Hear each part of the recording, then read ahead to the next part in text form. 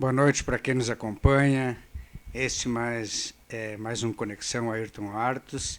E hoje o nosso convidado é o Sidney Luiz Ferreira, o Cid Ferreira, ou apenas o Cid, para os mais íntimos. O Cid é um amigo de longa data. Aliás, eu conheci o Cid há uns 25 anos, quando ele foi trabalhar na portaria do edifício da Unimed. E a partir dali o Cid criou uma empresa de vigilância, depois uma empresa de limpeza, de higienização, onde trabalha em condomínios, em prédios comerciais, industriais, e ingressou na vida pública, na prefeitura, depois se elegeu vereador, e hoje é vereador titular e também secretário de obras da Prefeitura de Venâncio, chamada CISP, que é a Secretaria de Infraestrutura e Serviços Públicos. Então, eu aproveito nessa oportunidade, mais uma vez agradeço a audiência, agradeço a todos que acompanham a Conexão. Esse programa, como o nome diz, né, é uma conectividade não só com a população, mas é com a cidade, com os nossos problemas, com as nossas virtudes, com as nossas esperanças de um futuro melhor. E aqui a gente conversa sobre política, conversa sobre economia, sobre pessoas, sobre governos, mas essencialmente a gente conversa aquilo que pode ser de interesse de vocês, para nos conhecer melhor, conhecer os nossos convidados e, a partir daí, também ter uma ideia daquilo que a gente pode fazer, de qual é o nosso potencial.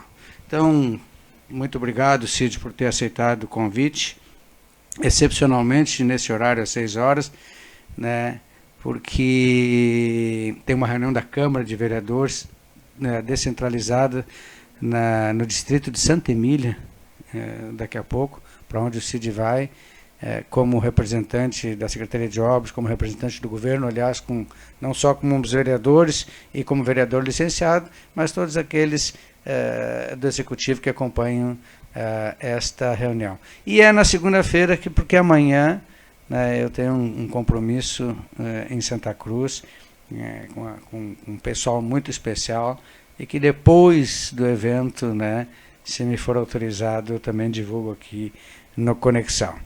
Então, Cid, se quer fazer uma consideração antes de eu fazer alguma pergunta para ti, porque tu vai contar um pouquinho da tua história, de como é que tu começou, das dificuldades, das lutas, e como é que tu chegou até aqui. Tudo bem, boa tarde, quase boa noite, doutor Ayrton. Muito obrigado pelo convite, de estar aqui no Conexão Ayrton, e poder estar contando um pouco mais sobre a minha vida, como o senhor falasse, sobre a infância, sobre a trajetória de vida e o meu impulsionamento, a minha entrada na vida pública, que foi através do senhor, foi através de um convite, que depois eu vou estar relatando sobre isso, sobre a fala, de que forma eu entrei na política, como eu comecei a pegar gosto pela vida pública, pela política em si, e que estou até hoje, militando em um partido, que é o partido PDT, mas também trabalhando à frente, junto a um trabalho lá na CISP, ao convite do prefeito Jarbas, e tendo também um segundo mandato na Câmara de Vereadores. Para mim é um prazer muito grande e com certeza estou à disposição para a gente conversar e bater um papo bem nele. Tu nasceu em Venâncio? Nasci em Venâncio, natural de Venâncio Aires. Onde? Lá na linha Coronel Brito. Na linha Coronel Brito. E como é que foi a tua infância?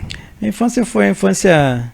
Nasci lá na linha Coronel Brito, mas vim muito jovem já, muito jovem, muito novo, um bebê ainda, aqui, onde o meu irmão e ainda meus pais moraram até então, aqui próximo ali, no centro do bairro Coronel Brito, que é ali próximo na linha Coronel Brito, é lá perto fora, da Santa Bárbara? Isso, lá na Santa Bárbara. Na Santa Bárbara. Meu avô, João Antônio Ferreira, e também toda a família do meu pai, família da minha mãe também, Minha avó, Miguelina Rasquinha, que é viva até hoje, tem 90, quase 95 anos, né? Também são de lá, e a partir dali veio, então, a família para cá, onde meus irmãos residem até hoje, ali bem no centro, próximo da padaria Bom Gosto, bem no centro ali do bairro Coronel Brito. Onde é que era a linha do tiro? A linha do tiro. A linha do tiro era lá embaixo. Lá embaixo, né? Para lá do campo do Botafogo. Isso mesmo. E como tu chegou a jogar no Botafogo? Nem no segundinho? Segundinho. O Botafogo tinha o campo do Hermes ali embaixo, né? Aquele campinho ali, tinha o Botafogo, depois tinha o Corinthians. Aliás, Hermes é o sobrenome da tua esposa. Hermes é o sobrenome da minha esposa, né? Michele Hermes, mandou um abraço para ela. Estava de aniversário. Filha do Paulinho. Dia 31, na sexta-feira. Estava de aniversário. E hoje estamos fazendo aniversário de casamento também. Opa! Hoje mandou um abraço para ela. Né, no dia 2 de agosto. Trabalhando? Trabalhando, né? Conexão, depois a reunião da Câmara. Não tá fácil a vida, não tá, como diria a Dilma, não tá fácil para ninguém a vida. Não tá fácil para ninguém. Mas tu foi pro Exército e depois tu engajou, como que se diz, ficou no Exército. Ficou quantos anos ficou no Exército? 4 anos, doutor. Chegou a pensar numa carreira militar? Cheguei. Tu teve dificuldades assim? Na juventude, a vida... Sim, a gente teve assim, ó, eu vim de uma família muito humilde, né? Família muito humilde mesmo. A gente perdeu o pai em casa, eu tinha 13 anos. Nós somos entre 4 irmãos. Os 4 irmãos é o João, que é o mais velho, né? Que tem hoje 48, mas na época tinha 17 anos. Eu tinha 13 anos na época. O meu irmão Milton, que trabalha ali na portaria da Unimed, tinha 8. E o Anderson, que é o nenê da casa, tinha 3 anos. Que trabalha hoje lá no Gaspar. Então a minha mãe ficou viúva, né? Minha mãe doente, tinha um deslocamento na coluna que quase impossibilitava ela de caminhar, então ela não conseguia trabalhar fora. Então a única fonte de renda que nós tínhamos em casa era o meu pai, que era metalúrgico na época, e eu já mais ou menos um ano, e tinha começado a trabalhar, já comecei com 11 anos num ateliê de calçados. Naquele tempo nós tínhamos muitas empresas de calçado no município, e eu trabalhava num ateliê de calçados naquela época, já com 11 anos. Estava meio turno e trabalhava meio turno. E o meu irmão já estava então na Orquídea, Calçados Orquídeas, né, que desde os 14 anos de idade. Então ali a gente complementava a renda, para quê? Para que a gente pudesse então sustentar, né, os demais irmãos. E o meu pai veio a faltar, deu um AVC, né, hemorrágico. Que idade ele tinha? 47 anos. Né? Então ficamos com a mãe e os 4 irmãos. Muitas pessoas disseram pra gente, talvez assim, que a família em si deu muito apoio e tudo mais, não vamos deixar faltar nada e tudo mais, mas a gente saberia que a nossa família ia ter que ir à frente. Nós íamos ter que buscar o nosso espaço. E a partir dali a gente, como o senhor sabe, a gente já estava frequentando a igreja, né, quadrangular, onde a gente está até hoje. A gente achou uma força muito grande para que a gente pudesse, então, a partir dali, na falta do meu pai, poder reestruturar a família, né? A minha mãe tendo ali um pouco mais de força, de ânimo, conduzindo nós 4, e a partir dali nós fomos então erguendo, e eu vinha trabalhar na Orquídea dos 14 aos 18 anos, saindo da Orquídea para ir para o quartel. Eu fui no quartel. Eu perguntei sobre o engajamento, porque o quartel também é uma carreira, a carreira militar também é uma forma de quando se está com alguma dificuldade, ou de continuar os estudos, ou de receber um sustento, né, para ir para uma universidade, né, que não é fácil. Sim. Não é só questão de passar numa universidade pública, né, mesmo assim o custo da vida ali não é tão simples essa situação. Então ficar no Exército é uma maneira de sobreviver, pode-se dizer. Isso mesmo. Nós tínhamos na época ali, quando eu enganjei, doutor, foi em 96, eu fui para o quartel, 1996. Fiz o curso de cabo logo no primeiro ano. Logo no início do segundo ano eu já fui promovido a cabo. Então passei para a base administrativa, na época aqui em Santa Cruz do Sul, ficando na base administrativa na parte do esporte ali. Então fiquei. Naquela época nós tínhamos... o máximo que poderia ficar um temporário era 7 anos. Mas no decorrer ali do ano 99 para 2000, teve um corte muito grande naquela época no governo Fernando Henrique no orçamento. No orçamento. E ali foram, no orçamento do Exército também foi muito grande o corte. Então foi cortado muitas vagas. Então muita gente que poderia ficar 7 anos foi dispensado. porque éramos temporários, né? Então fomos dispensados naquela época. Eu tentei fazer por duas vezes a prova da ESA, que é a Escola de Sargentos do Exército, que é para então se tornar um sargento de carreira, só que ela é em consonância, tanto para quem está no Exército quanto para quem está fora. E como a gente tinha uma rotina muito pesada lá dentro do Exército, é muito difícil a gente conseguir estudar, se concentrar. Não tinha tempo para estudar. Não tinha muito tempo para estudar. E aí, essa fase do Exército terminou e tu pensou, o que eu vou fazer agora? O que eu vou fazer? Quando eu saí do Exército, no ano 2000, até foi uma surpresa assim, para mim, porque a minha primeira esposa estava grávida, né? Eu tinha casado recentemente e eu fiquei desempregado. Então eu agradeço aqui a pessoa que me deu uma oportunidade naquela época, doutor, onde eu comecei a trabalhar. Então, primeiramente, como trabalhar no Parque do Chimarrão, na portaria, com o Tonico. Manda um abraço para o Tonico. Grande Tonico. Deu uma oportunidade para que eu pudesse exercer um trabalho. Fiquei mais ou menos um mês lá trabalhando no parque à noite. E ele me transferiu lá para a Metalúrgica Venâncio. Trabalhei então 4 meses na Metalúrgica Venâncio, na portaria, até dezembro. Em janeiro, então, eu ingressei ali no prédio da Unimed. Então, que a partir dali a gente tocou. Quantos anos tu trabalhou ali no prédio da Unimed? Quase 14 anos. E um período também, tua empresa daí também fez segurança do hospital por um período? Do hospital também, dos fundos do hospital. A parte interna aqui nos fundos, né? Ali também. Mas quando tu saiu lá do prédio da Unimed, tu já estava dando receita? Não. Não. Mas só para quem está acompanhando saber, o Cid era considerado um representante dos médicos na Câmara. A Câmara de Vereadores, por 30 anos, teve um médico, né? Eu acho que começou com o Dr. Milton Davis e o Celso, em 88. Depois veio o Dr. Moacir Emílio, depois veio o Hélio, depois veio eu, o Hélio continuou, depois veio o Wilson Gauer e depois veio o Jarbas, o Dr. Jarbas. Esse grupo todo. E na legislatura passada foi a primeira vez em 30 anos que não teve médico. E aí dizia-se a boca pequena ali no prédio da Unimed, né, porque ele tinha um apoio, o Cid teve mais apoio dos médicos que alguns médicos. Era muito querido ali junto com o pessoal, e ele seria da bancada da saúde lá no... Porque não deixa de ser verdade, né?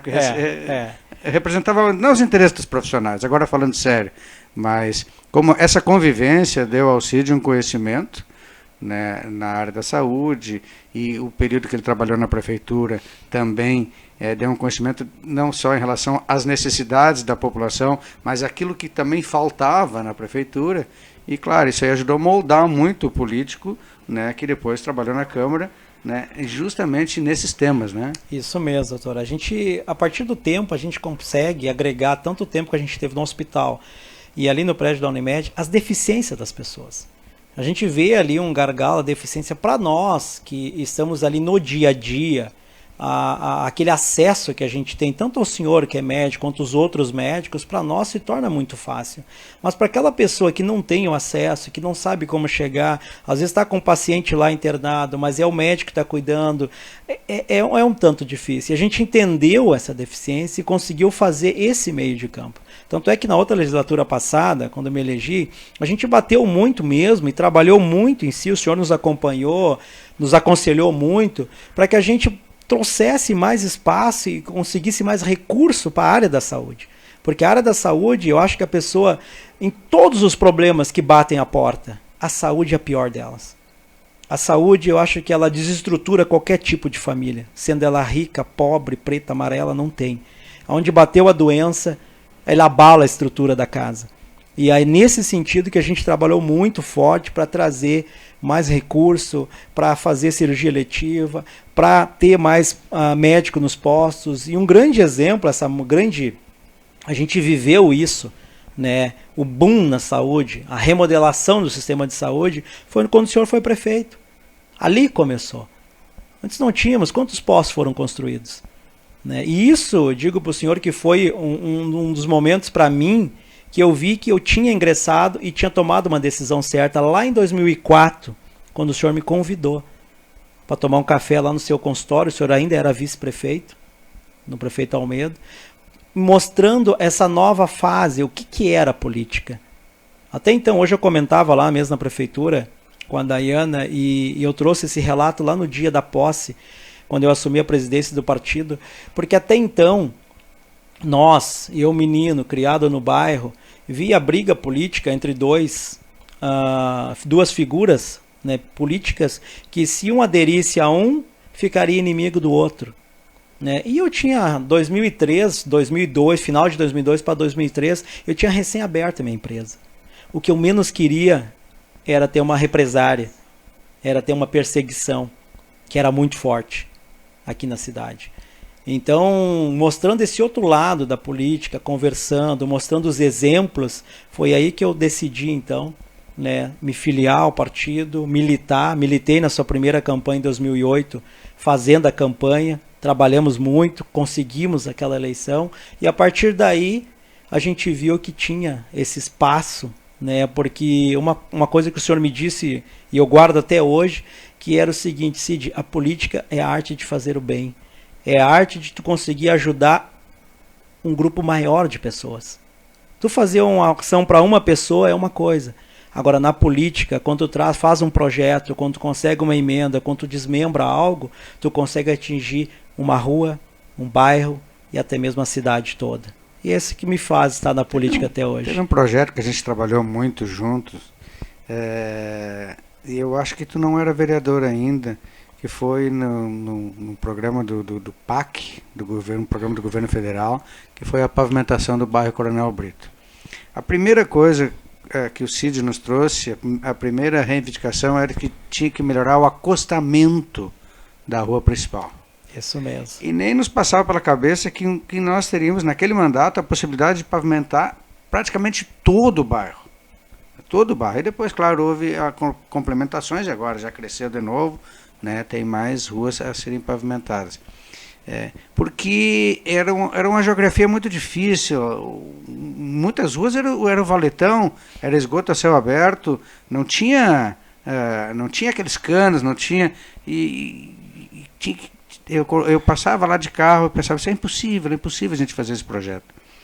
E aí teve um programa, o programa do governo federal, ele liberou 2 projetos para Venâncio, um de 14 milhões e outro de 9 milhões. De 14 milhões era para Cidade Alta, para a cidade ali para o bairro Xangri-Lá, a Cidade Nova, Leopoldina, toda aquela região sudoeste de Venâncio. E o outro era aqui, para Coronel Brito, até praticamente o Brandes, já ligando ao Algair em direção a Batiste, né? E nós cadastramos 2 programas, fizemos todos os projetos, quando veio uma ligação da Secretaria do Tesouro Nacional. Para este ano, o senhor tem que escolher um programa. E aí foi eu e os meus botões. Eu fiquei sozinho no meu gabinete e escolhi o programa maior, de 14 milhões.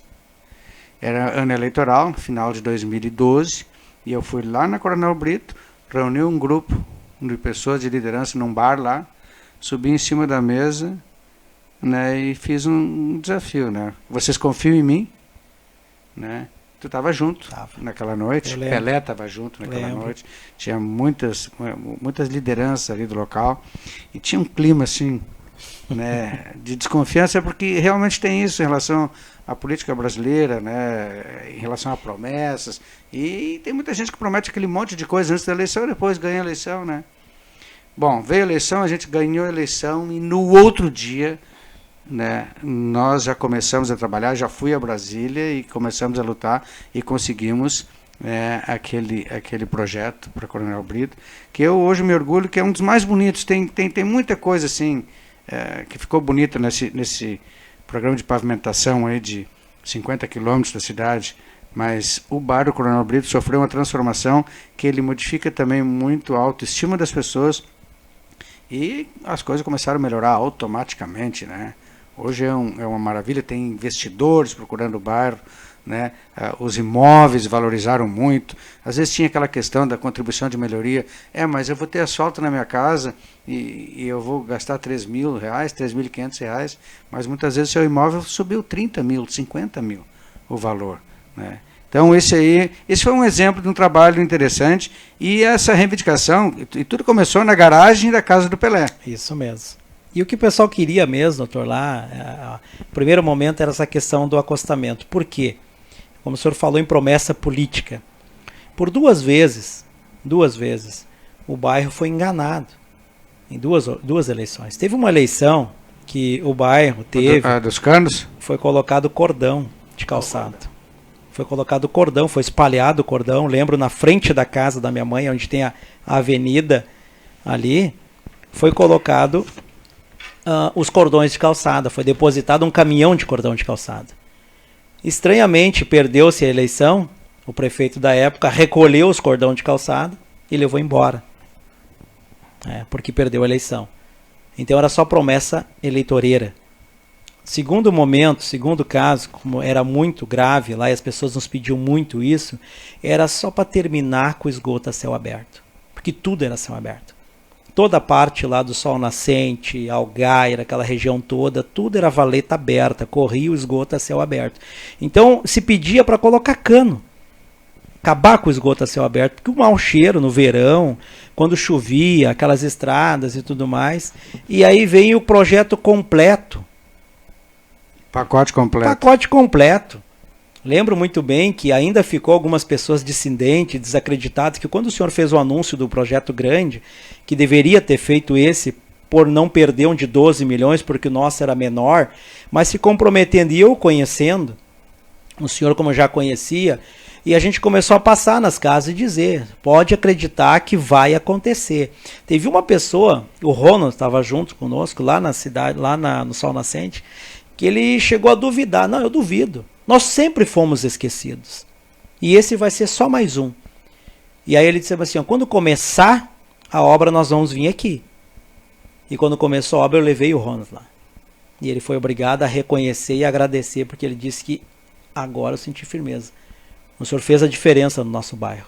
Que legal. E agora, né, tem muita coisa para continuar, para ampliar. Muita coisa. Mas deixa eu aproveitar aqui, Cid, só para citar algumas pessoas, tem muita gente acompanhando, né?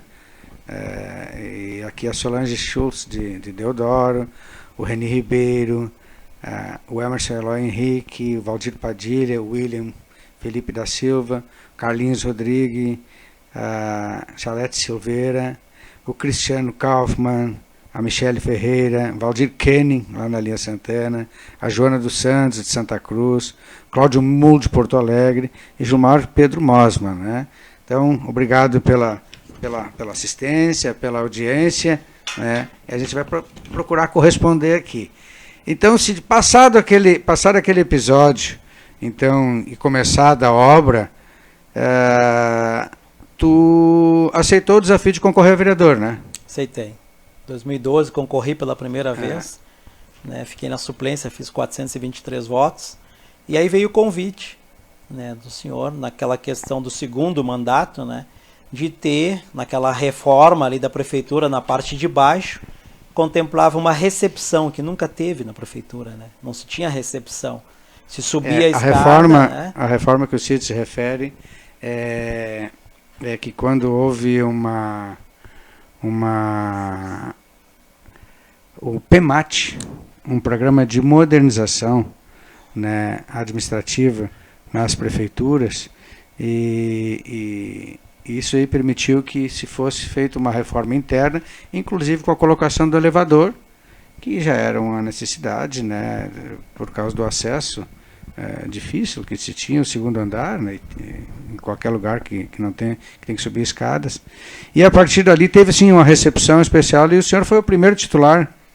Isso mesmo, foi o primeiro titular ali a assumir a recepção, né, que hoje é ocupada pela Mara, né, e para mim foi muito gratificante. E agora ultimamente era o Paulinho dos Vales. É isso mesmo, Paulinho dos Vales também. Que foi muito bem, diga de passagem, um abraço para o Paulinho. Ligou para mim, perguntou também como é que era o trabalho ali, antes dele assumir, que convidaram ele para assumir esse local. Eu disse para ele, Paulinho, tu que é uma pessoa do povo, que gosta de atender as pessoas, ali é o melhor lugar. E vai te dar bem. E vai te dar bem porque as pessoas estão carentes de um bom atendimento, de atender, de ouvir a demanda, de encaminhar a demanda. Porque as pessoas estão carentes no seguinte, doutor, de vir buscar uma informação e se a informação não é comigo, né, eu simplesmente digo, eu não sei. Não é para isso que a gente está. A gente está ali para quê? Para que não, peraí, eu vou ver para onde eu tenho que te mandar. Para onde eu vou te indicar. E aí largar a pessoa no lugar certo. Esse é um serviço, aliás, é uma situação muito importante na administração pública. O acolhimento. Receber a pessoa, atender e resolver o problema da pessoa. E esse problema existe em muitos lugares. Eu vejo lá na Assembleia Legislativa, onde eu estive, no Executivo Estadual nem se fala, então. Quer conseguir uma audiência no Executivo Estadual, né, no Governo do Estado, começa a pedir 2 anos antes, né, com chance de não ser recebido. Né. Eu levei 2 projetos na Ciência e Tecnologia, lá no Governo do Estado, na Secretaria, né, e isso no início de 2019. Né, e até hoje, eu fui lá várias vezes, telefonei, falei com o sub, né, mas não adianta. Há uma dificuldade muito grande. Então, né, esse posto estratégico que tu ocupou, além de facilitar a vida do cidadão, ele te tornou popular também, né? Isso mesmo. Deu uma grande popularidade e na qual eu vim me eleger em 2016, né? Poxa, tu não xingava as pessoas? Não, nunca xinguei. Já fui xingado muitas vezes ali. Muitas vezes. Deixava a pessoa falar, né, tentava trabalhar isso na pessoa, porque tinha pessoas que eram acostumadas a ir ali. E as pessoas já vinham dizer, as pessoas mais velhas que trabalhavam na prefeitura, e essa aí nem atende, que só vai ficar gritando. Lá vem um chato. Eu dizia, não, deixa ela falar. Então fazia um bom atendimento, porque simplesmente o fato de quando a pessoa vem requerer um direito dela, ela se exalta, e a gente atender ela, encaminhar ela, tu desarma ela. Por um período tinha uma pessoa muito brava lá. Né? Chegava lá na prefeitura, perguntava, eu vim falar com o prefeito, disse, tu não lê jornal? Não escuta rádio? Não sabe que o homem está viajando? O homem está no Brasil, o que tu quer aqui? Foi um breve período. Depois assumiu. Então isso foi muito gratificante lá, doutor. Nos levou aí a ter então esse primeiro mandato na Câmara, qual fiquei de 2016 a 2020, né? E vindo a me reeleger, estando aí então até hoje. Tá, e daí tu fez, quando tu te elegeu, tu fez quantos votos? 1053. 1053 votos. É isso aí. E como é que foi a vida no Legislativo? Te acertou bem? Não, me acertei bem. A gente tem um trânsito livre. Começamos, né, doutor? Infelizmente eu me elegi. O PDT fez 3 vereadores, né? Eu, o Thiago e a Ana. Né? O Ciro se elegeu junto na nossa coligação, como 4 vereadores. E ficamos numa minoria esmagadora no primeiro ano, né? Mas nem por isso a gente deixou de legislar, trabalhar juntos, nós 4, né? De poder estar desenvolvendo projetos. E a partir dali os próprios outros vereadores entenderam o que nós queríamos, qual era a nossa ação, e de que era trabalhar correto, era trabalhar certo. Sabe, Cid, que o trabalho do vereador, ele tem que ser entendido, compreendido, assimilado e aproveitado. Eu vejo assim nessa questão dos remédios. Quando falta um remédio na farmácia municipal e um vereador faz um questionamento, ou faz um pronunciamento, ou faz uma reivindicação ao executivo. O que eu acho mais estranho é, por exemplo, o prefeito ficar bravo com isso. Quando, na verdade, o vereador está dando uma mão para ele. Está abrindo os olhos. Olha, está faltando esse e esse remédio. Não fica bravo. Vai lá e providencia, substitui. Porque hoje a demanda é muito grande. O SUS evoluiu muito. Né? Não só na questão da oferta de consultas, de cirurgias, na questão da internação, da UTI, mas também na questão de exames subsidiários e na questão da medicação. É um valor considerável que a prefeitura, né, ela põe no orçamento para comprar os medicamentos. Mas como, né, o leque de especialidades também aumentou e há uma necessidade maior, muitas vezes falta remédio. Então, se o vereador, não só na questão do remédio, se o vereador vai lá e aponta um problema naquela esquina, naquele bueiro, naquela ponte, não é uma questão de ficar bravo com o vereador. A não ser que ele for mal educado, que ele for agressivo, ofensivo, mas se ele fizer um pronunciamento, né, dentro dos padrões e do decoro parlamentar, né, o prefeito tem que acatar isso como uma boa ideia, como uma sugestão e conviver bem com isso, né? Tivemos um problema muito grave com isso, né? Nos 4 anos ali no primeiro mandato, porque o prefeito não era muito de acolher, não, as nossas críticas, né? E eram todas as críticas apontadas com base. Nós nunca criticamos nenhuma crítica que não tivesse base, que não tivesse um conteúdo. O senhor bem sabe, não porque eu tenho uma empresa que faz serviço de higienização e limpeza, e eu sei a importância que tem uma higienização. Nós tivemos os postos de saúde naquela época e as áreas, né, que compreende a saúde tanto odontológica quanto médica, não tinha limpeza.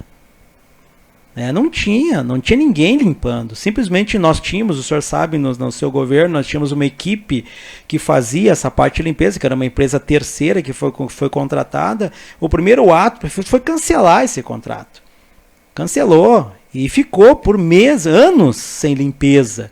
Simplesmente ia alguém com o material humano que tinha na prefeitura era mínimo, então ficou postos que eram limpos uma vez por semana. Então, como nós não vamos criticar, doutor? O senhor que é médico, é da área da saúde, o senhor sabe da importância que tem a questão de uma higienização. E a gente está vendo a pandemia hoje, como ela é. O quanto precisa, sabe? Essa questão, aliás, isso aí foi uma denúncia que o Cid levantou na Câmara.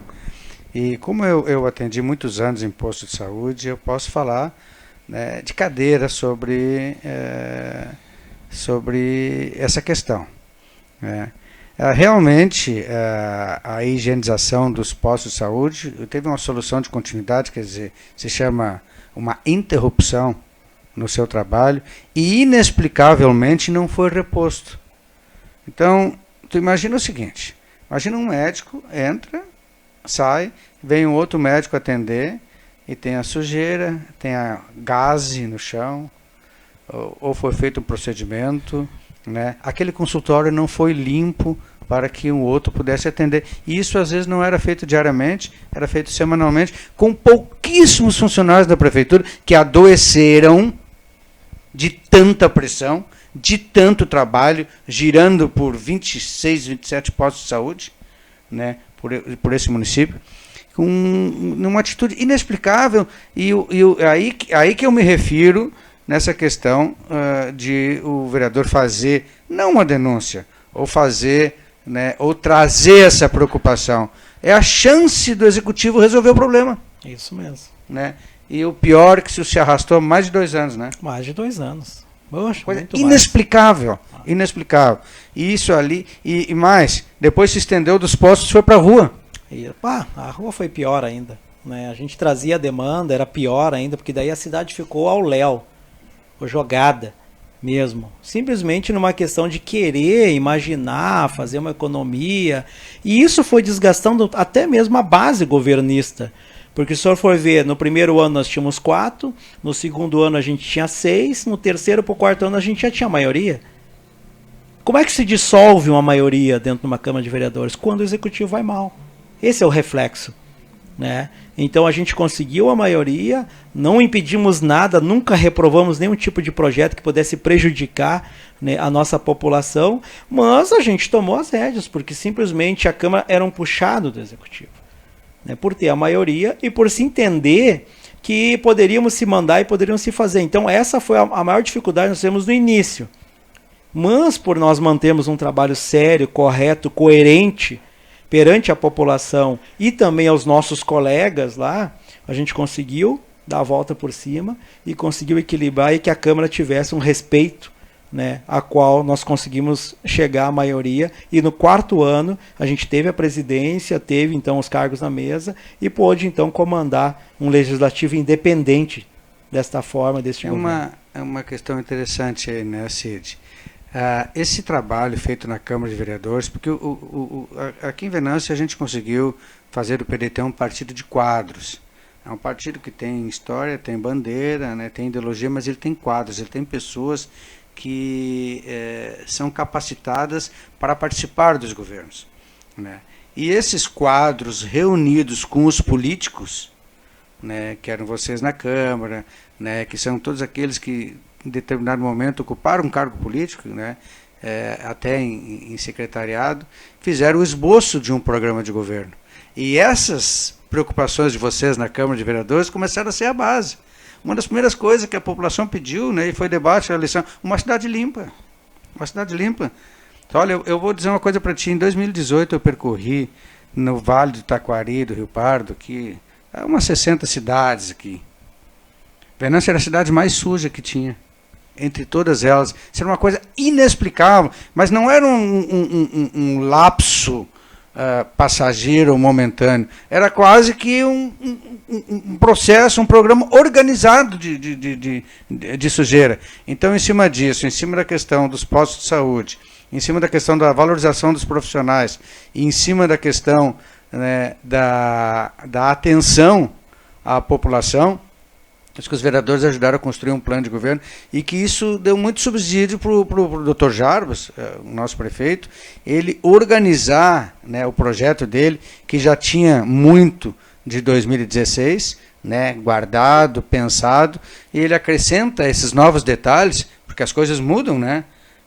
E isso aí, eu acho que foi definidor. Eu não digo para o Jarbas vencer, o Jarbas provavelmente ia ganhar essa eleição de qualquer jeito, mas a vantagem, essa de 9.000 votos, tem muito a ver, né, nesse comparativo do que era, né, a atuação do Executivo e que era o papel do Legislativo apontando esses erros e não era atendido, né? Sim, a gente conversa muito em questão com o prefeito e relembra um pouco, porque mesmo o prefeito, eu admiro demais a pessoa do Dr. Jarbas, ele foi para um fronte numa eleição em 2016, nós perdemos a eleição, né, ele não conseguiu a eleição, mas logo ali a gente já começou a trabalhar, né? E teve o programa de rádio, que nós temos aí o Venâncio em Debate, que ele começou a fazer parte do programa junto conosco, e a partir dali a gente começou a trabalhar muito forte, levantando essas demandas, né, que a gente levava para a Câmara de Vereadores, da Câmara a gente replicava no rádio, né, e nós tínhamos um respaldo, porque nós trazíamos no rádio ali, naquele programa que nós temos todo sábado de manhã, somente o reflexo da rua. Aquilo que a gente recebia na rua, né? E muitos problemas que teve aí, muitos entraves que a gente debateu ali e que, como o senhor disse, foi uma base, um subsídio para que hoje nós estivéssemos realizando esse tipo de serviço, né? E a gente está tendo um respaldo muito grande. Lembrávamos esses dias e rimos. O que foi o episódio das paradas de ônibus? Aquela parada da praça, a retirada dela, deixando as pessoas na chuva, no relento, sabe, um processo assim fora de projeção, né, que causou ali um transtorno tão grande. O que as pessoas diziam? As pessoas ligavam para a rádio, para nós, mandavam mensagem para que a gente replicasse isso, porque a voz dela era esse, porque para uma pessoa ir lá na prefeitura fazer uma reclamação, levar uma demanda, não se tinha. Se montou agora um engodo lá que não atendiam ninguém. E agora, com a tua volta ao Executivo, agora já como secretário, né, antes tu tinha um cargo, né, um cargo em comissão, um cargo político, né, mas fazia um trabalho técnico na prefeitura. Agora tu volta como secretário. E iniciando no final do primeiro semestre, a tua avaliação dos primeiros 6 meses do Jarbas. Eu, pessoalmente, eu tenho dito que eu que acompanho a política desde os anos 70, né? A performance dos prefeitos, Venâncio, como diz o José Arthur Borgman, Venâncio sempre teve sorte, na maioria das vezes, em eleger prefeitos né, audaciosos, prefeitos realizadores, né? Uns mais para consumo interno, na questão das finanças, na questão do maquinário, na questão dos estados interiores, outros mais na questão da industrialização, do crescimento, outros mais voltados para a educação, mas todos eles, de uma certa forma, trouxeram o Venâncio, né, até esse patamar aqui, com mais de 70 mil pessoas, né, com um PIB de mais acho que hoje nós temos um PIB de 2 bilhões, né, de reais, e um PIB e um orçamento de mais de 300 milhões de reais na prefeitura. Então, isso tudo veio ao longo do tempo com essas administrações. Porém, nos primeiros 6 meses, eu posso dar esse testemunho, a administração do Jarbas foi uma das melhores no início. Por quê, na minha opinião? Primeiro, pouco chororô. Segundo, não perdeu tempo ficar criticando adversários ou fazendo o rescaldo do processo eleitoral, muito menos indo contra algum funcionário que se posicionou a favor ou contra na última eleição. Ao contrário, ele juntou todo mundo, chamou, né, conclamou uma união, né, para um processo de mudança e com muita agilidade começou a implantar programa em cima de programa, né? São 2, 3 projetos interessantíssimos por mês, o que faz com que nesses 6 meses tenha melhorado muito o astral da cidade. Eu tenho conversado muito com pessoas, né, o otimismo voltou, né, a esperança voltou, e todo mundo sente que a gente vai ter, né, uma melhora substancial na economia do município por causa desses passos que o Executivo tem dado, né, e liderado pelo prefeito Jarbas, que está indo muito bem, né? Isso mesmo, doutor. Tem uma palavra que o prefeito usa, e essa palavra ele usou desde o começo. Eu acho que, se eu não me engano, não me falha a memória, no primeiro discurso dele já foi usado essa frase: o não nós já temos. Então, eu quero uma resposta, eu quero uma posição. E isso ele tem trabalhado muito, isso me chamou muita atenção, que isso tem norteado a administração dele desde o início. O programa do Sayão Lobato na Rádio Caiçara, não diga não. Vocês não pegaram, vocês Mas ele fala sobre isso. Não diga não. Não diga não. Quem está me escutando agora, se ele está nos acompanhando, ele diz isso. Lá no programa da Caiçara, assim, tinha um programa que dizia não diga não. E ele diz, o não nós já temos. Então ele não admite que a pessoa diga, não admite não, mas ele quer que a pessoa traga uma solução. E é para isso que um prefeito monta um grupo de apoio. Principalmente o primeiro escalão, que são os secretários, e depois vem uma base embaixo do secretário, porque o secretário não faz nada sozinho. Ele tem toda uma base por baixo dele que então comanda os demais departamentos, né? Então o número que nós já atingimos, e hoje até mesmo quando eu sair daqui, eu vou na sessão da Câmara lá em Santa Emília, vou fazer um relato, um pouco dos 30 dias que eu estou à frente da CISP, mas também um pouco dos projetos que nós estamos organizando. Já faz 30 né? dias. Já faz 30 dias. Para que a gente possa trazer... Foi muito para o interior já? Vivo no interior. E tem alguma... Não, mas só para encerrar então essa questão desse início avassalador, que foi o que eu disse, lá numa reunião do partido, lá no 7 de setembro, esse início avassalador do Jarbas, e como é que a Folha do Mate, em editorial, disse? Jarbas, o destemido? Isso mesmo. Eu acho que todas as pessoas que tinham um pouco de medo, a gente ouviu muito isso. E hoje ele resolveu um problema na prefeitura, eu falei para a Daiana: Jarbas, o misericordioso. O senhor sabe que levantou muita questão das pessoas tentarem levantar isso foi, acho que, um fator determinante também na campanha de 2016, que as pessoas diziam, né, nós estávamos vindo numa administração do senhor, de 8 anos, né, uma administração muito pujante, que mudou o estereótipo e a cara de Venâncio Aires, o modo de vida, pela questão da pavimentação, da parte da saúde, da educação. Foi uma revolução muito grande que Venâncio teve, né? E as pessoas, o Dr. Jarbas da Rosa, na época vereador, né? E tínhamos ali um oponente que se diria um cara muito experiente, né? Porque acompanhava a vida pública desde o início, e se teve esse apagão nos 4 anos. Um apagão. Né? Tu sabes, Cid, essa questão desse...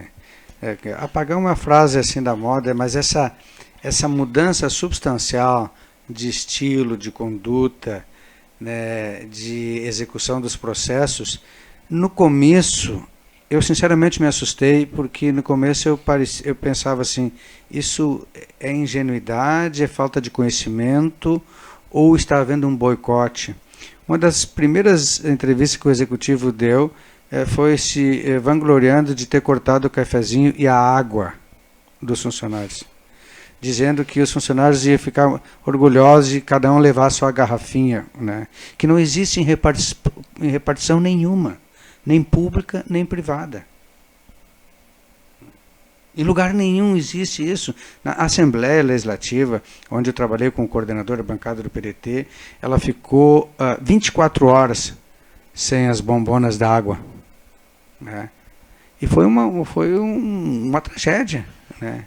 Então, quando eu via aquele tipo de medida, né, aquela questão de o funcionário não pode mais falar com o prefeito, a não ser que ele pode tomar um chimarrão segunda de manhã, a população não pode mais falar com o prefeito, ele vai ser só portas abertas sexta-feira. Essa restrição, né, que o executivo está fazendo, eu tenho algum objetivo, né? Tem alguém determinando isso? É falta de experiência ou falta de competência mesmo, né? Então, isso sim, claro, isso sim está ajudando muito o Jarbas até nesse comparativo, né? Pelo menos é uma pessoa que tem bom senso, né, de tomar aquelas medidas, né, razoáveis de se começar um processo administrativo dentro de padrões normais e implantar um programa com um ambiente favorável. E quando eu digo ambiente favorável, até os funcionários concursados da prefeitura trabalhando junto contigo, né? Isso mesmo. Quando a gente falava que hoje, o senhor tem ideia hoje, nós trabalhamos em consonância, né? A Secretaria do Planejamento, né? Através da pessoa lá do secretário Gustavo, também da Ana, que assessora ele, e os engenheiros, o quadro técnico, né? Tem trabalhado muito, inclusive tem trabalhado fora de hora para fazer os projetos. E a CISP, como eu estou quase diariamente eu dou uma passada lá, porque eles fazem um projeto e nós executamos, a maioria deles, né? Porque a prefeitura é uma só, são vários braços, né, que todos nós se ajudamos. E por que parou tudo lá atrás? Os funcionários são os mesmos, né? Então eles estão motivados, eles querem ajudar, eles estão trabalhando, por quê? Porque é dado respaldo para eles. O Dr. Jarbas conseguiu trazer isso na valorização, né? Mas também dando liberdade, dando respaldo, porque nós temos um quadro técnico muito bom, especializado, preparado, que tem muitos anos de casa e que eles estão ali só para ajudar. Nós que somos cargos políticos, nós estamos de passagem. E transitórios. E transitórios, mas eles estão ali, doutor. Quem faz a vida, quem faz o projeto sair do papel, quem faz o projeto sair dali e apresentar para o prefeito desloca ele então para outro setor para que ele seja executado, é o quadro técnico. Então o quadro técnico tem que ser o teu time de futebol, é aquele pessoal, é o titular que tem que ser valorizado, que tem que estar sempre ali dando uma condição especial para que ele possa trabalhar, para que ele possa produzir e apresentar um projeto que realmente vai mudar a vida das pessoas. E é o que está sendo feito agora. Sabe? Toda essa liberdade, o prefeito Jarbas, ele é uma pessoa muito acessível. O senhor conhece muito bem. Então, por isso, eu acho que nós estamos tendo um começo de governo muito bom, muito promissor, e digo para o senhor que tem muita coisa boa para vir aí. Muita coisa. Eu acho que a população vai ainda encher os olhos e vai poder ter uma cidade muito boa, né? Porque a tua vida melhor chegou. Eu acho importante esse ambiente no setor público, ele se estender ao setor privado, né? Primeiro, distensionando um pouco as relações no sentido de evitar a polarização, e no sentido de evitar, né, que o debate político ele contamine o ambiente e faça com que as pessoas fiquem ou pró ou contra. Eu acho que principalmente numa cidade, né, uma unidade federativa como o município, tem que ter, né, essa ideia de que juntos pode ser atraídos investimentos, pode ser, né, tomada uma série de medidas e que realmente isso modifique a cidade. Esse programa de qualificação que foi anunciado agora foi um primeiro passo de qualificar 500 pessoas, que é mais do que nos últimos 4 anos.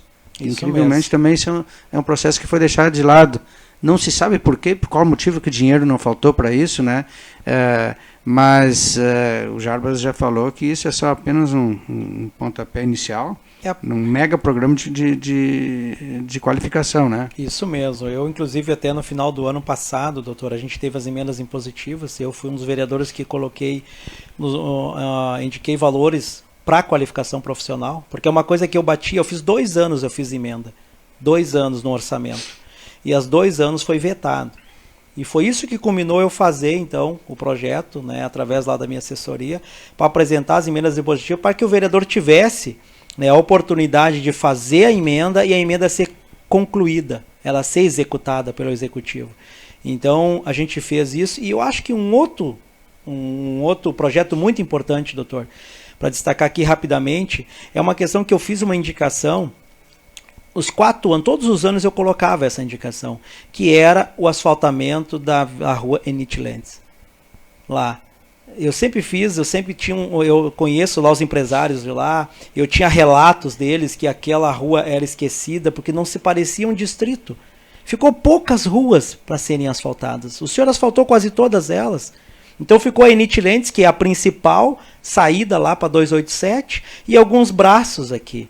Né? E para minha grata surpresa, muito feliz, o Dr. Jarbas já colocou isso no projeto agora e vai executar o asfaltamento da Enit Lentz, e já foi comprado mais uma área ali próximo, né, para que a gente pudesse então fazer uma extensão do distrito com mais 15 lotes, né, para pequenas empresas, porque nós temos um distrito grande lá, mas distante, lá na estância, né, que está sendo reservado para as empresas maiores, né, por logística, por estar à beira da 287, visando já a duplicação da 287, mas nós temos que prezar para as nossas empresas pequenas aqui, para ser mais próximo à logística, ao deslocamento dos funcionários, e ele está próximo da sua casa, né, poderem trabalhar então com seu veículo próprio, com moto, bicicleta ou até mesmo a pé.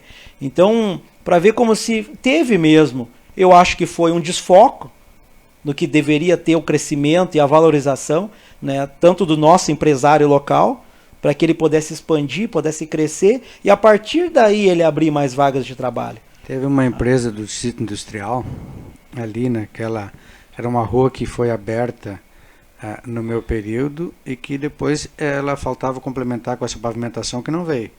Ela é paralela à Enit Lentz. Teve uma empresa que fez um investimento de quase R$1 milhão em equipamento no novo pavilhão e esperou 2 anos a energia elétrica.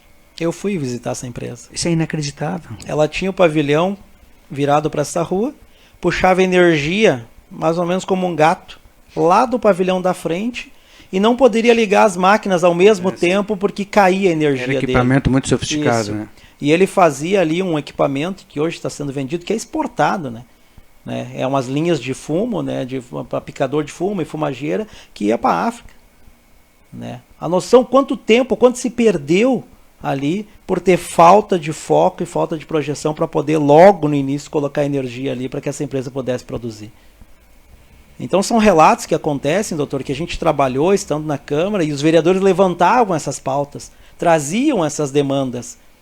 E que se o prefeito em si, na época, fosse um pouco inteligente, ou desse ouvidos, ou não sequer fechasse os olhos. Não foi por falta de aviso na Câmara, né? Não foi. Eu acho que tu e o Thiago falaram mais de 100 vezes esse assunto. Não foi. E a Ana também, né? A Ana também, Thiago, depois os outros vereadores que vieram, então, para a base, junto conosco, a gente debatia, a gente trazia a demanda, levantava isso, mas...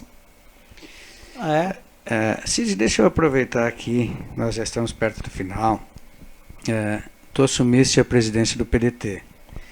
E no dia da tua posse, eu citei o senador Abdias Nascimento, que foi um carioca, um escritor, um cineasta negro, e que ele sempre levou consigo as suas bandeiras, né? Não só defendendo a raça, mas os direitos das pessoas como um todo, né? E ele foi um vitorioso, e eu te comparei a ele. Tu teve alguma dificuldade, sofreu discriminação, né? Essa questão do negro do Brasil, ela é complexa, ela é complicada. Como tu superou isso e agora tu é o nosso presidente do PDT? Olha, doutor, eu acho que não, que eu lembre assim, não. Porque se fala muito sobre a questão da discriminação, né, o racismo velado, né, que as pessoas até podem entender de alguma forma, eu não gostar, não aceitar, tentar tolir algum espaço, alguma abertura. Mas eu acho que nós, né, eu como negro, eu acho que eu tenho que ocupar o espaço. Né? Não existe espaço vazio, doutor. Como não existe cadeira vazia. Né? Se eu não ocupar, outro vai ocupar. E eu sempre digo isso, né, para os meus filhos e para as pessoas que estão próximas de mim, que a gente tem que ocupar isso. Foi uma decisão que eu tomei de um dia me filiar ao partido. Que se eu não tivesse me filiado, talvez a minha história seria bem outra. Né? Mas eu saberia que ia ter vários entraves, que a vida política ela não é muito fácil. Até mesmo a minha própria esposa me fala, poxa vida, olha quanta coisa eles falam dos políticos, né? E falam, mas depende do político para trazer uma emenda para a saúde. Depende do político para fazer um projeto que vai melhorar a vida dela no bairro dela. Então o político tem uma parte muito importante dentro de um estereótipo, uma sociedade maior. E a questão de ser negro em si, tu tem que ir desbravando. Eu sei como a história do senador Abdias, eu leio muito a história do Barack Obama, tem a biografia dele, até ali presenteei com um livro dele, do Mandela. Sabe? Então são histórias de pessoas que resolveram levantar a cabeça e lutar. Gostei do comparativo aqui, né? Mandela, Obama, Dias, né? Então são pessoas que a gente segue, que foram negros e venceram. Chegaram lá em cima. Não digo que não é mais do que ninguém, mas chegaram a ter um cargo onde puderam ter uma grande expressão, e esse cargo de expressão conseguiram ajudar um país. Superando muitos obstáculos. Muitos obstáculos, muitos. E a questão só para não me alongar muito aqui, do Mandela, eu acho que é a mais, acho que as pessoas deveriam ler isso, e essa frase deveriam trazer com ele, que quando ele saiu da prisão, todo mundo sabe o porquê que ele foi preso. Né? Ele foi preso por causa da segregação racial. Era racismo puro. Ele ficou ali 20 e poucos anos na cadeia. O apartheid da África do Sul. Isso mesmo. E aí, quando ele saiu, né, que ele teve a liberdade, então, teve um repórter que perguntou para ele, o que ele vai fazer agora? Se ele ia então processar, se ele ia fazer algo, se ele ia vir agora para a luta, para a revanche. E ele disse não. Ele disse, no momento que eu saí da prisão, toda aquela minha amargura, todo aquele eu já deixei lá dentro. Que se eu não saber perdoar, eu nunca vou ser livre. A partir dali ele começou uma nova trajetória e ele chegou até a presidência do país. Ele esqueceu aquilo para trás. E eu acho que às vezes a gente deixar de perdoar, ficar remoendo, ou ficar ali com aquele sentimento talvez de raiva e tentando se cobrar, tentando, digamos assim, vou dar a volta por cima, não. Esquece aquilo ali e vai atrás do teu objetivo. Que com certeza aquilo ali vai se tornar insignificante lá atrás. E é assim que eu tenho, dando a minha trajetória, e tenho chegado até onde cheguei. Tá certo. Então esse é o nosso vereador, secretário de Infraestrutura e Serviços Públicos, a CISP, a antiga Secretaria de Obras aqui de Venâncio, né, que trabalha no governo do Jarbas, representa o PDT, um dos representantes do PDT no Executivo, e que preside o partido aqui em Venâncio. Então, Cid, eu quero agradecer a tua presença, a tua vinda aqui no Conexão Ayrton Artes, né, que é um programa, né, que a gente tem semanalmente aqui, de trazer um pouco da história da política de Venâncio, trazer um pouco dessa relação que a gente tem com a comunidade, problemas do passado, soluções do futuro, tudo isso num ambiente ameno, cordial, agradável, e que, quem sabe, também traga algumas novidades, às vezes, para as pessoas. Então, eu que conheço o Cid, né, convivi com ele aí nos últimos 15 anos, muito, né, ou de forma profissional ali no edifício da Unimed, né, ou no governo, politicamente, mas também pela nossa amizade. A gente tem um programa aí há muitos anos no rádio, sábado de manhã, a gente se telefona de noite, a gente vê quais são os assuntos que a gente vai falar. Tem um programa que não ofende ninguém, que não agride ninguém, né, e que a gente procura que o programa seja bom para quem está ouvindo, né. Então essa proximidade com o Cid fez com que eu convidasse ele, e agora, né, eu vou te deixar para todos, como diria o Nestor de Azeredo, nosso ex-vereador, nosso amigo, para as tuas considerações finais. Muito obrigado, doutor. Eu quero agradecer o seu convite, mas também voltar lá atrás e agradecer aquele primeiro convite, tomar um café lá no seu consultório. Né, tudo tem um começo, né? E o começo foi lá atrás, em 2004, né, que começou, então, culminou no meu ingresso na política, na minha entrada, na minha ascensão na política. Digo ao senhor que aprendi muito, muito mesmo, tanto gosto pela leitura também, que é a questão, porque a leitura ela abre um norte, ela abre um horizonte para que a gente possa estar aprimorando nossos conhecimentos e esses conhecimentos sendo colocados em prática, né? Para que a gente pudesse se tornar a pessoa que a gente se tornado nos dias de hoje. E admiro demais a sua pessoa, a sua família, né, Dona Miriam, suas filhas, todas elas, pessoas que a gente convive ali numa relação tanto mais próxima por ter um conhecimento, são pessoas extremamente educadas, pessoas que são prestativas, pessoas que estão ali para ajudar, né, mesmo a posição que elas ocupam, mas nunca se valeram disso. Sempre foram as pessoas que estavam prontas para ajudar e para auxiliar.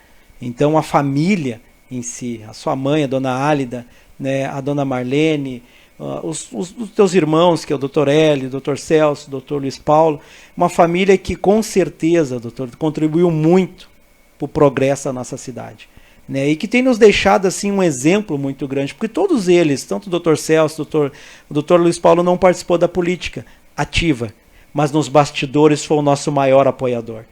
Então, todos eles, Dona Marlene, em si toda a sua família tem sido muito importante e que também lhe tornaram, né, e puderam fazer a ascensão que o senhor é hoje, né? E com certeza eu digo, como presidente do PDT, na qual assumi o compromisso agora no mês passado, junto ali com a CISP também, em concordância com isso, nós vamos trabalhar muito forte, muito mesmo, e não vamos medir esforços, o senhor sabe disso, para que a gente possa lograr êxito na próxima eleição, e nós vamos ter um deputado em Venâncio Aires, o deputado vai ser o senhor, Dr. Ayrton Artes.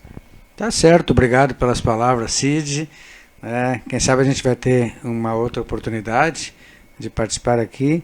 E o Cid Ferreira tem um caminho aberto, né, um diálogo franco comigo e agora com todos os integrantes do PDT, já que ele está liderando a legenda aqui em Venâncio. Evidentemente que no próximo processo eleitoral, né, especialmente nas candidaturas locais, no meu caso, como candidato a deputado estadual aqui em Venâncio, né, o Cid vai ser uma daquelas pessoas que não só vai comandar, né, a estratégia de campanha, né, mas como também vai liderar o partido depois com o pé na estrada, né. E já de antemão eu agradeço, e eu só falo isso porque o Cid já expressou muito claramente essa vontade e que ele assumiria o partido também, né, com um desses compromissos. E eu agradeço a todos que estão nos acompanhando, que nos acompanharam até agora. Terça-feira que vem, voltando ao horário normal, às 19h30, um novo Conexão Ayrton Artes.